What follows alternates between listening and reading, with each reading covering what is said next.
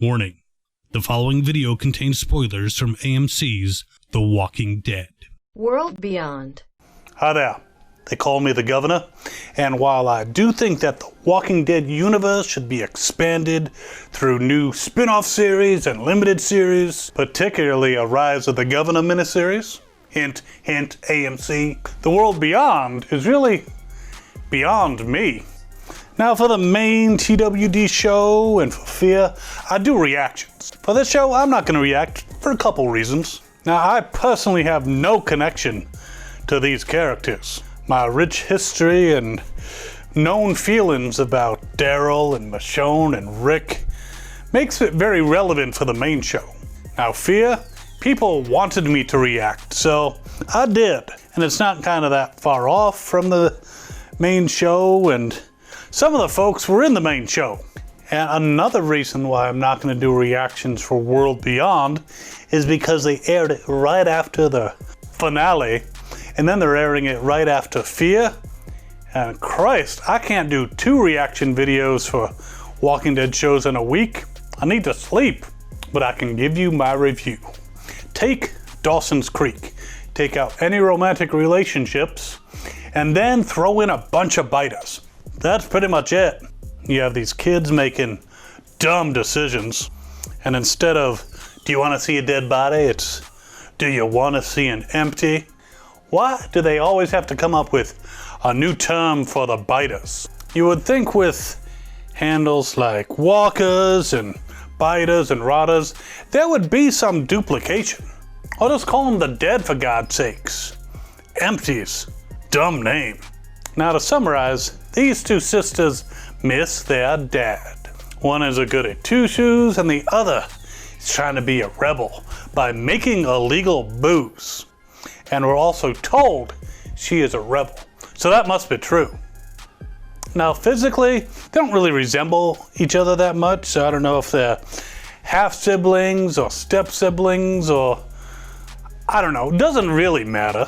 But their dad went off to work with the 3 Circles folk, the people who have Rick.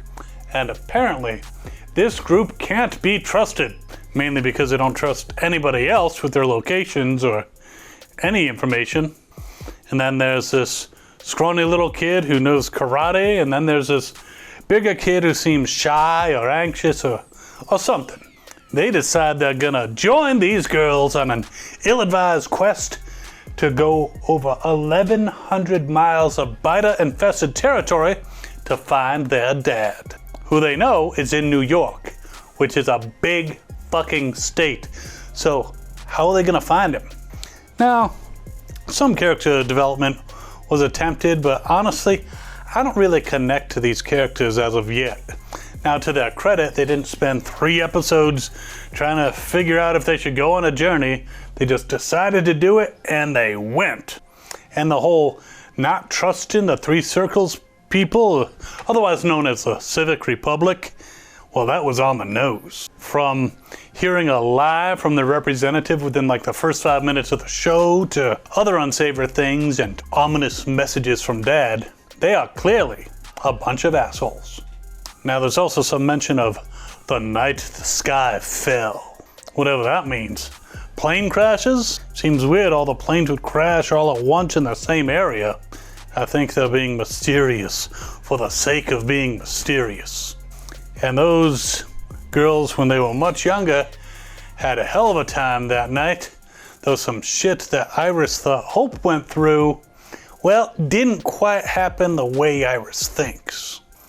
Now at this point, the story is focused on 4 runaway teenagers and 2 young security people who are trying to track them down. How the security people know? Well, they left a note. How rebellious. Now I will say it does give an interesting look into how a society might deal with the biter virus, especially when they know that when someone dies, they turn. Like putting terminal folk in an apartment building with these special doors that biters couldn't get through.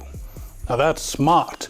But how this college campus, which is what it appears to be, is able to survive and get enough electricity and food and supplies, that's really not explained. Now Fear, the original companion show, never got and still doesn't get the ratings that the main show gets. Because starting out, they didn't really have any ties to the main show, other than the biters. Sure, later on, Morgan and Dwight ended up migrating, but I think that was more of a desperation move to bolster the ratings of the show. In my opinion, when you only have one of the original 5 people that the show focused on surviving at this point, it's not loyalty to that person that's keeping people tuning in.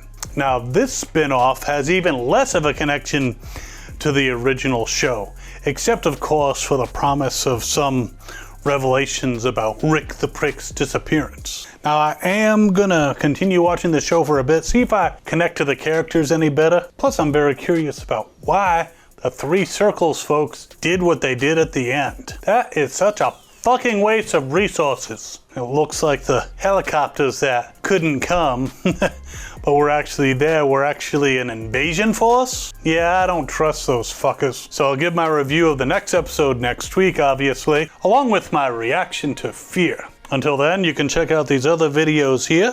You can show some love for the Gov by subscribing right down there. Hit that notification bell. Follow us on the social things. You can also support us on Patreon. Link in the description. See you next time. Governor out.